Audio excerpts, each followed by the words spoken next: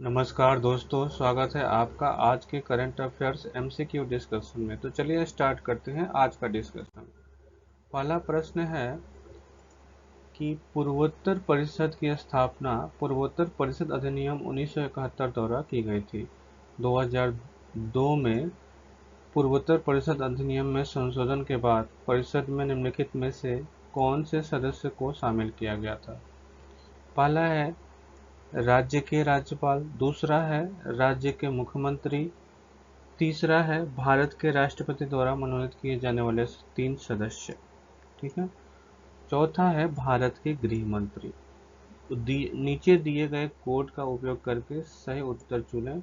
ये यूपीएससी 2024 के पीटी में पूछा गया था प्रश्न, और इसका आंसर जो हो जाएगा वो 1, 2, 3 हो जाएगा।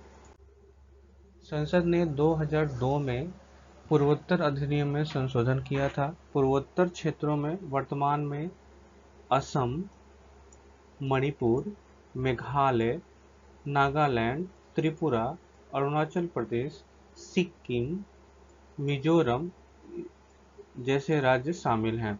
परिषद की सदस्यता में उपयुक्त राज्यों के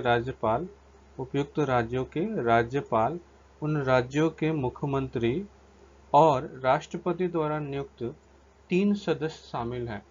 राष्ट्रपति परिषद के अध्यक्ष को नामित करते हैं और उन्हें अन्य सदस्यों में से नहीं चुना जाता है। ठीक है। पूर्वोत्तर परिषद अधिनियम 2002 के तहत पूर्वोत्तर परिषद को क्षेत्रीय नियोजन निकाय के रूप में कार्य करने के लिए शक्तियां दी गई थी, इसलिए विकल्प ए जो है वो इसका सही आंसर है। अगला प्रश्न है, संविधान की 6ठी अनुसूची के संदर्भ में निम्नलिखित कथनों पर विचार करें। पहला विकल्प है, इस अनुसूची में केवल असम और मेघालय राज्यों में जनजातीय क्षेत्रों के प्रशासन के बारे में प्रावधान है। पहला ऑप्शन है कि इस अनुसूची में केवल असम और मेघालय राज्यों में जनजातीय क्षेत्रों के प्रशासन के बारे में प्रावधान है। जब भी किसी प्रश्न में केवल वर्ड आए तो बहुत ही गहराई से इसको देखना चाहिए, क्योंकि यहीं से क्वेश्चन की पहचान होती है।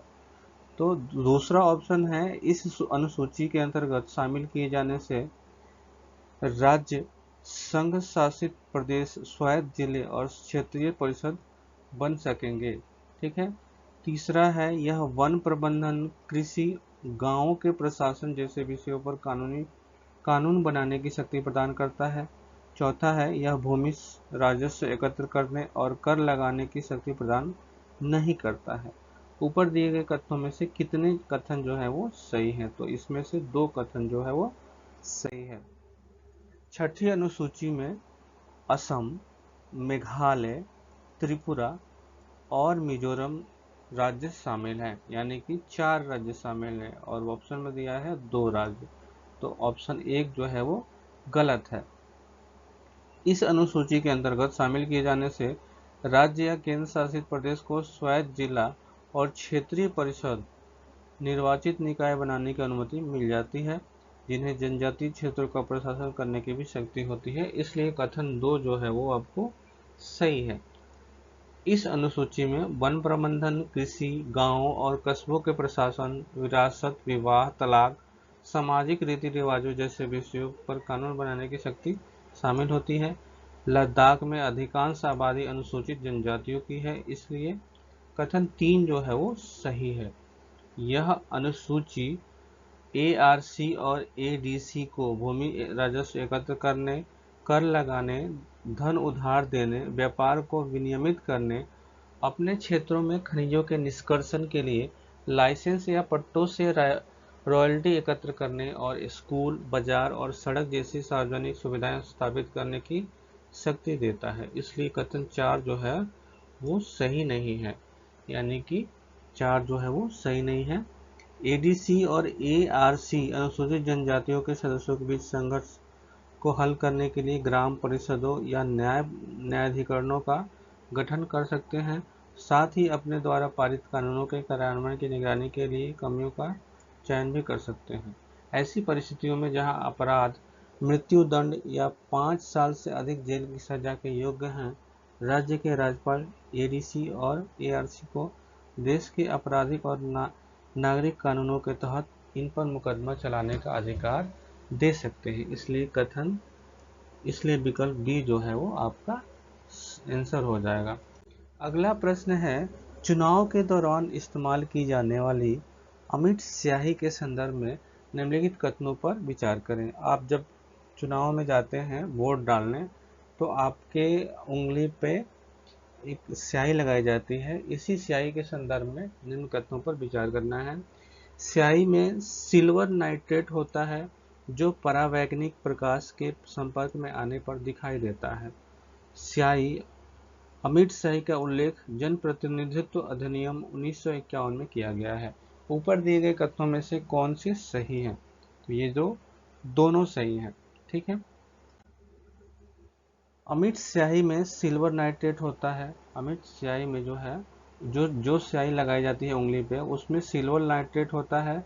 यह एक रंगहीन यौगिक है, यानी कि सिल्वर नाइट्रेट जो है वो रंगहीन यौगिक होता है जो सूर्य के प्रकाश द्वारा सहित परावैंगनिक प्रकाश के संपर्क में आने पर दिखाई देता है। इसलिए कथन एक जो है वो सही है। जनप्रतिनिधित्व अधिनियम 1951 में स्याही का उल्लेख किया गया है। जनप्रतिनिधित्व अधिनियम 1951 की धारा 61 में कहा गया है कि अधिनियम के तहत नियम बनाए जा सकते हैं।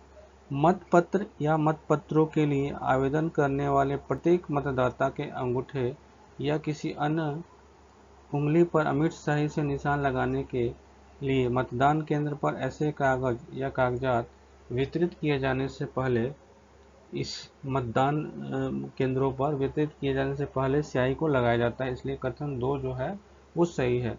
सरकार की माईगॉव वेबसाइट के अनुसार इस पानी आधारित स्याही में अल्कोहल जैसा विलायक भी पाया जाता है जो इसे तेजी से सूखने देता है, और इस स्याही को बनाने का सटीक प्रोटोकॉल जिसमें इसकी रासायनिक संरचना और प्रत्येक घटक की मात्रा शामिल है, हालांकि बहुत से लोगों को यह नहीं पता है। अमिट स्याही का निर्माण पहली बार इलेक्शन कमीशन ऑफ इंडिया के अनुरोध पर सरकार के वैज्ञानिक और औद्योगिक अनुसंधान परिषद CSIR के द्वारा किया गया था। तो ये भी एक नई जानकारी है कि जो वो स्याही है जिसमें सिल्वर नाइट्रेट पाया जाता है और जिसका उल्लेख जो है जनप्रतिनिधित्व अधिनियम 1951 के धारा 61 में किया गया है, उसमें उसका जो पहली बार निर्माण किया गया था वो CSIR के द्वारा किया गया था, यानी कि वैज्ञानिक और औद्योगिक अनुसंधान परिषद के द्वारा किया गया था। इसलिए विकल्प 3 जो है वो सही आंसर है। अगला प्रश्न है, भारतीय संविधान के अनुच्छेद 371 के संदर्भ में निम्नलिखित युग्मों पर विचार कीजिए। अनुच्छेद 371A मेघालय आर्टिकल दिया है और उसको प्रोविजन से मिलान करना है। अनुच्छेद 371A मेघालय, अनुच्छेद 371C असम, अनुच्छेद 371F सिक्किम, अनुच्छेद 371H गोवा। ऊपर दिए गए युग्मों में से कितने युग्म सही सुमेलित हैं? तो इसमें केवल एक जो है वो आपको सही सुमेलित है। तो देखते हैं अनुच्छेद से संबंधित प्रावधान जो है। अनुच्छेद 371A में नागालैंड के बारे में चर्चा की गई है, यानी कि स्पेशल प्रोविजन किया गया है नागालैंड के संदर्भ में। अनुच्छेद 371C जो है उसमें मणिपुर के बारे में किया गया है। अनुच्छेद 371F में सिक्किम के बारे में किया गया है। अनुच्छेद 371H में अरुणाचल प्रदेश के बारे में किया गया है। इसलिए विकल्प ए जो है वो सही आंसर है। भारतीय संविधान के अगला प्रश्न है कि भारतीय संविधान के अनुच्छेद 378, 368, 368 के अनुसार संसद संविधान के किसी भी प्रावधान में संशोधन कर सकती है 3 तरीकों से। एक तो उसमें कुछ जोड़ना होगा तो जोड़ सकती है, किसी पूर्व निर्धारित प्रावधान को परिवर्तित कर सकती है, या किसी भी प्रावधान, कोई ऐसा प्रावधान है जिसका अस्तित्व खत्म हो गया है तो उसको निरसन यानी कि निरस्त कर सकती है। ऊपर नीचे दिए गए कोड का उपयोग करके सही उत्तर चुनें, तो ये तीनों हो जाएगा। ये क्वेश्चन पूछा गया था 2024 के PT एग्जाम में। तो 368 के अनुसार संसद संविधान के किसी भी प्रावधान में संशोधन कर सकती है 3 तरीका से। या तो कुछ जोड़ सकती है, जैसे आपको भारत ने बांग्लादेश के साथ अपने सीमा विवाद को सुलझाने के लिए उनको भारत का कुछ हिस्सा सौंप दिया और उनके हिस्से को अपने राज्य में मिला लिया। तो वो जोड़ने वाला प्रोविजन जो है वो संविधान संशोधन के तहत किया गया था, यानी कि 368 के तहत किया गया था, परिवर्तन किया गया था, निरसन किया गया था। ये तीनों टर्म के अनुसार हो जाएंगे। भारतीय संविधान का अनुच्छेद 368 संसद को संविधान में संशोधन की शक्ति और इसकी प्रक्रिया के बारे में वर्णित करता है।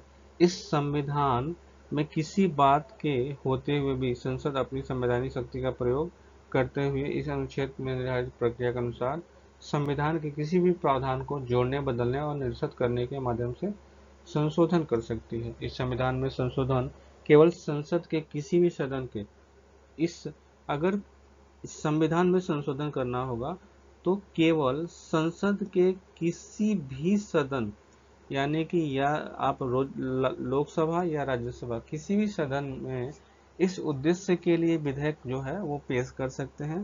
ठीक है।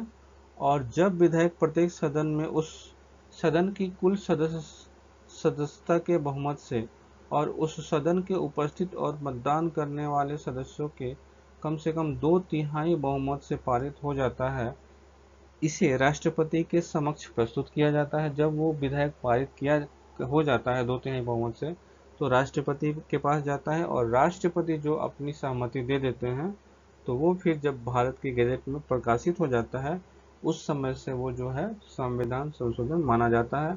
तो विकल्प डी जो है वो सही आंसर है। तो ये थी आज की डिस्कशन। मिलते हैं अगले डिस्कशन में, तब तक के लिए धन्यवाद।